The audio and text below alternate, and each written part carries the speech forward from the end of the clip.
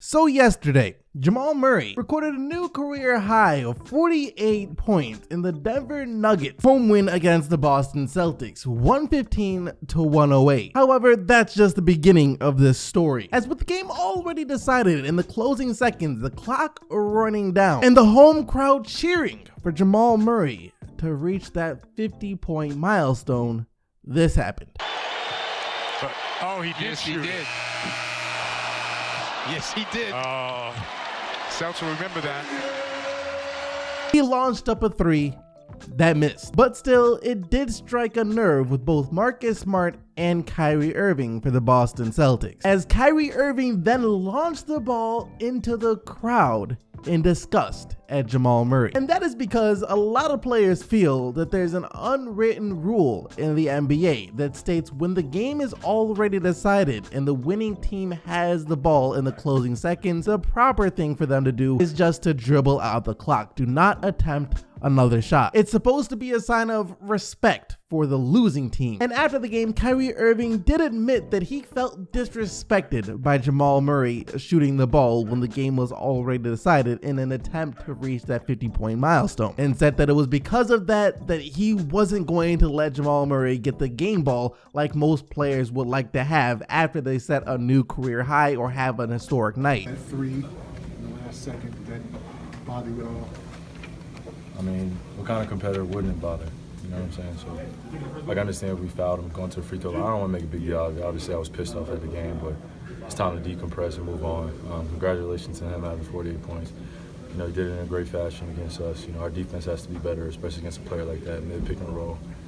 You know, he was the primary concern tonight, and, you know, he made us pay in certain instances of just making some tough shots and some tough layups, and, you know, but the ball deserves to go in the crowd after a move like that, so do it in the crowd. And after all of this, people are pretty much split on how they feel about this. There's some people saying that they don't see anything wrong with Jamal Murray launching that shot. The home crowd was cheering him on. He was on the verge of scoring 50 points, and it's not like if it would have went in, it would have affected the outcome in any way. It just would have given Jamal Murray 50 points on the night, no big deal. While on the other side of things, other people are saying that Jamal Murray was being very unsportsmanlike. Shooting the ball at that point of the game is just not something that you should do. And here's my thoughts on all of this. First of all, Kyrie Irving was dead wrong to throw the ball into the crowd like he did. The young guy just set a new career high in points, 48.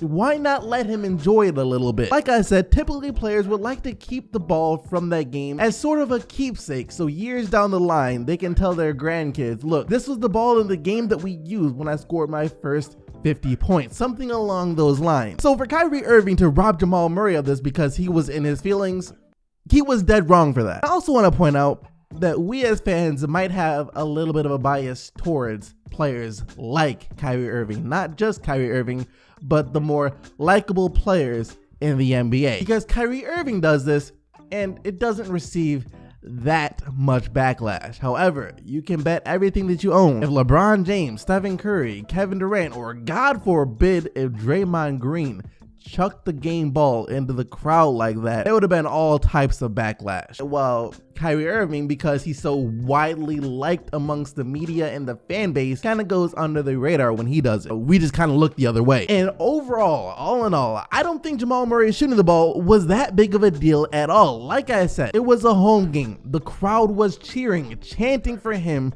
to reach that 50-point milestone. Why not let him try and get that 50 points? It's not like he walked into the lane and tried to do a layup to get it. I would have shot it too if I was in his position. Minnesota, y'all really gave away the wrong player in that Jimmy Butler trade. Like, y'all messed this one up big time. Traded away the only player on that team that turns out had some heart and a desire to go out there and compete and try and win games. Because this man, Zach LaVine, look, I told y'all months ago that I saw the same things in Zach LaVine that I saw in James Harden. And I don't mean play style wise, because they do have two very, very different play styles. But I'm just saying, trajectory of their careers throughout the first couple of years and the similarities between when they were traded are eerily similar. Not only that, now that Zach LaVine in his first year with the Chicago Bulls, his first real year with the Chicago Bulls, he's showing out just like James Harden showed out his first year with the Houston Rockets. Meanwhile, in Minnesota,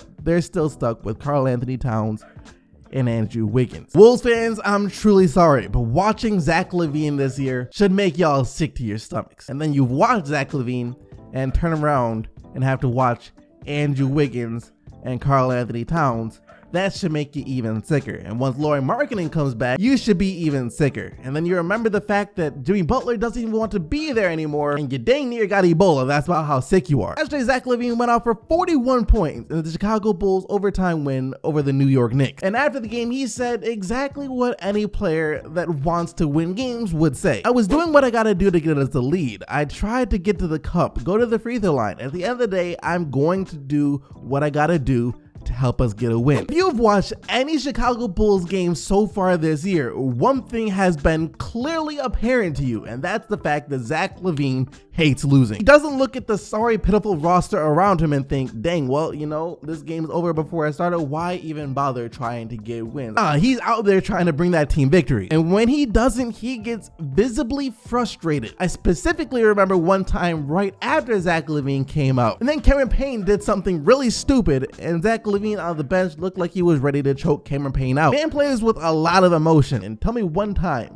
that you've ever seen Karl Anthony Towns or Andrew Wiggins play with the same amount of fire that you've seen out of Zach LaVine. You haven't, and that's why Jimmy Butler wants out. I said it on Twitter this morning that Zach LaVine, coming off an ACL tear, has already improved more than both Karl Anthony Towns and Andrew Wiggins have in their entire career so far. Let that sink in. Anyways, that does it for all of the main storylines that we gotta cover from last night. So now let's just take a quick look at the other games from last night. The Los Angeles Clippers defeat the Minnesota Timberwolves 120-109. Tobias Harris and Danilo Gallinari each scoring 22 on the night. As for the Wolves, Derrick Rose was the high man with 21. But think about it, it's 2018 and Derrick Rose has been better than both Karl Anthony Towns and Andrew Wiggins. Think about that too. No Kawhi Leonard, and the Raptors still dispatch of Utah pretty easily. Granted, the Jazz were without Donovan Mitchell, but still 124-111 the final score here. Toronto now 10-1 on the year, and that team, they're a serious problem. That's all I'm gonna say right now. Kyle Lowry still has been beyond efficient this season with 17 points on 5 of 9 shooting to go along with 11 assists. I don't know, maybe AD might get tired of losing like this season and request a trade after all, as after losing 122-116 to the Thunder, the Pelicans are now on a 6-game losing streak, while the Thunder, on the other hand, have won their last 5 in a row. But bad news for the Thunder, as Russell Westbrook went down hard and did not return. At first, it looked like it was going to be something very serious, but it turns out he just has a sprained ankle. No word yet on how severe that ankle sprain is or how much time he will miss. And of course, the Warriors win again, 117-101 over Memphis, as they, like the Raptors, also advance to 10-1 on the year. Kevin Durant with an easy 22 points, 6 rebounds, and 6 assists on the night. The Rockets still don't look nearly as good as they were last year, but regardless of that, they were still able to come away with a 98-94 win over Indy, thanks to James Harden hitting some timely shots down the stretch. Harden finishing the game with 28 points, while Oladipo also had 28 for the Pacers. The Miami Heat defeat the Detroit Pistons in overtime 120-115 to give the Pistons their 5th straight loss after they started off the season 4-0. Josh Richardson still making his case to win most improved player this year with 27 points and 8 rebounds, while Drummond tried his best for Detroit with 25 points and 24 rebounds. The Cavaliers led this game by 5 with 24 seconds left to go and still lost 102-100 to the Magic. I don't know how they managed to blow this one like that. Evan Fournier, though, hit the shot at the buzzer to get Orlando the win. He finished with 15 points, while Tristan Thompson had 19 points and 16 rebounds for the Cavs. And that is going to bring us to today's player of the day, where you guys have the opportunity to vote for who you think was the best player from last night by clicking the little eye icon in the top right-hand corner of the video. Just remember though, the only players whose team won are eligible to win player of the day. And here are your 5 candidates for player of the day for today. You have Zach LaVine and his 41 points, Jamal Murray and his 48 points and 5 rebounds, Kyle Lowry and his 17 points and 11 assists, Josh Richardson and his 27 points and 8 rebounds, or Paul George and his 23 points, 8 assists, and 4 steals. Like I said, you guys can vote for the player of the day by clicking the little eye icon at the top right hand corner of the video. And yesterday, you guys selected Giannis Antetokounmpo and his 26 points, 15 rebounds, and 11 assists as your player of the day. today. That does it for everything that I got to talk about today though. Hope you guys enjoyed the video. If you did, go ahead and subscribe to the channel with post notifications turned on so you don't miss out on more daily NBA videos. Thank you once again for watching though. You guys already know that you are the real MVPs. That being said, until tomorrow, I'm out of here. Peace!